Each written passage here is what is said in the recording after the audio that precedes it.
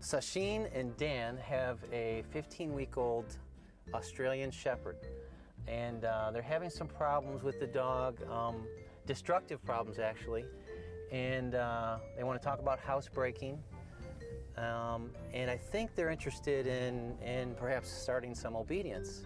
And with a 15-week-old dog, he's more than old enough to start. We use a food lure, which we'll talk to them about, which is a real effective way of teaching a puppy in a real positive way that learning is fun. So we'll find their house here and get started.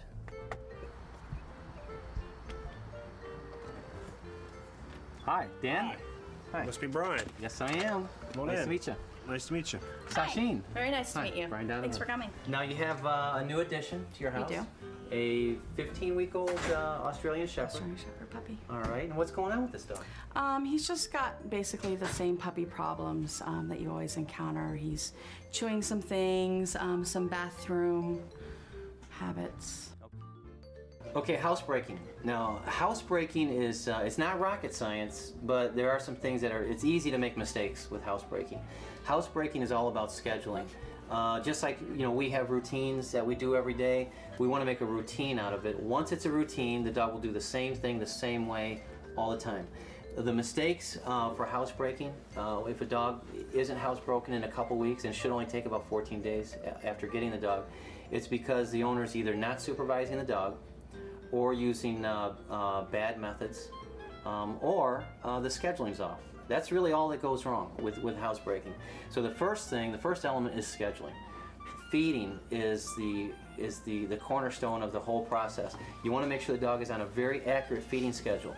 Now what that means is you should be feeding him at the same times every day, at the exact same time. So if you're feeding him at 7:30 every morning and say, hey Dan, feed the dog, and you don't get to it till 7:45, that's enough time to set the housebreaking back a few days. So make it the same time every day. Leave the food out for 5 to 10 minutes. Determine how long and stick with it. Really, it's one sitting. So when the dog's done eating and walks away, you should pick the food up. Okay. So don't leave it down. No, don't leave it down. That's called a free feeding schedule, where you leave it down. And some dogs just right off the bat they get it and you never have any problems. But it's a rare dog that does it. It's nice to be able to just leave the food down, but most dogs don't do well with that. So you're feeding them, let's say, twice a day. Actually, that's what we're doing. Okay, at the exact same time, leave the food out just 5 minutes, pick it up. He doesn't get anything else except for maybe his training treats. And then now the water, you should leave free access to water all day. Don't schedule the water like you do the feeding. And the reason is because the feeding will determine everything. It'll determine his activity level. It'll determine when he's thirsty. So the feeding dictates the water. And puppies can dehydrate themselves real quickly. They can burn up their water real fast.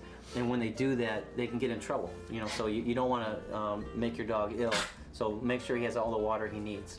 Now you got to start taking him outside whenever you think he's got to go. Now this is the hit or miss part. No matter how good you are with this stuff, you're going to have some mistakes. So you take the dog out whenever you think he's got to go. Now it's either a housebreaking area, so a litter area, or a housebreaking pad, or out in the yard. Okay. You determine that. You can do both if you want, and the dog can learn that there are 2 areas that he can go to. But if you're going to take him outside or in the litter area, make sure that he's in there for about 5 or 10 minutes, and then bring him right back out of that area. So he gets the idea that he's there to get something done and get out. Okay. So if it's the litter area, make sure you put something up so he can't get out of that area for a few minutes. When he does go to the bathroom, look at your watch. So you're trying to determine when he goes in relation to when he eats.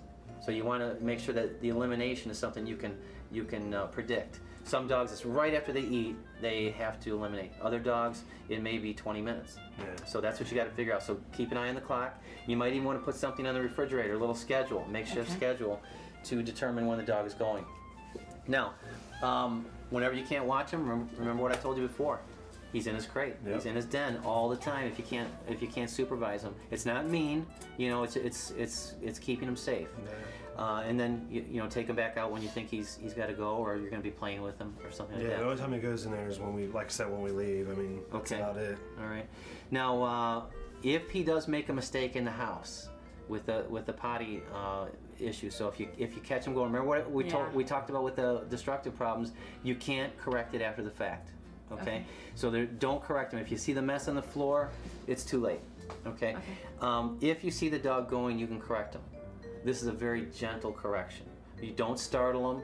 Don't stomp your foot. Don't use the rolled up newspaper to hit your hand with to startle him. Don't do any of that, because the dog has to eliminate. He has to go to the bathroom. Yeah, you don't want him scared of yeah, the bathroom. And if you do, he's going to learn to avoid you. So he'll see you in the room, he'll go hide, which is a real common problem for dogs that are corrected in too harsh of a manner. Okay, so you want to make sure it's very gentle. So it should have a sense of immediacy.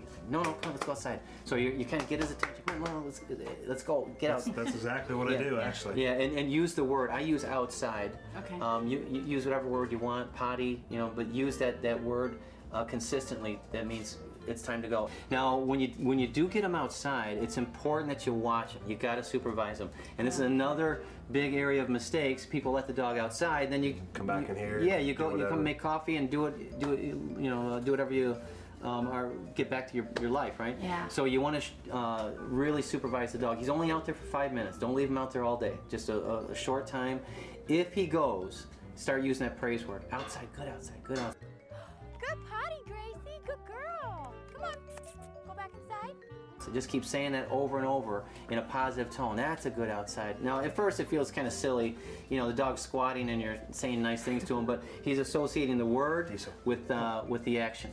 All right, and that's what's really going to solidify it. All right, and then on the 10th day, now after doing this for 9 days, on the 10th day, what you do is you take his most consistent time that he's been going out. Let's just say it's 6 o'clock in the morning. On the 10th day at 6 o'clock in the morning, you take him to the door, and you say that word, right? And instead of opening the door, you just stand there. Now, he's going to do one of two things. Either he's going to eliminate right there, he's going to go to the bathroom right there, at which time you can correct him. You can say, no, let's go outside. Okay. Or what he's going to do is show some sign of stress. He's going to get worked up a little bit. He might start whining or jumping up. If he does, then that's your signal. You answer him by saying, okay, let's go outside. All right, let's try it. Let's take him outside. Come on, Diesel. Let's go. You want to go out? Outside? Want to go outside? Come on.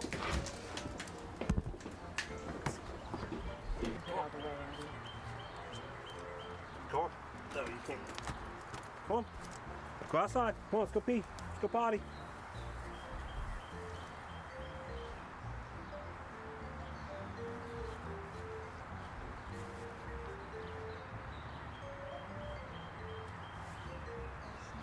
Yeah, he's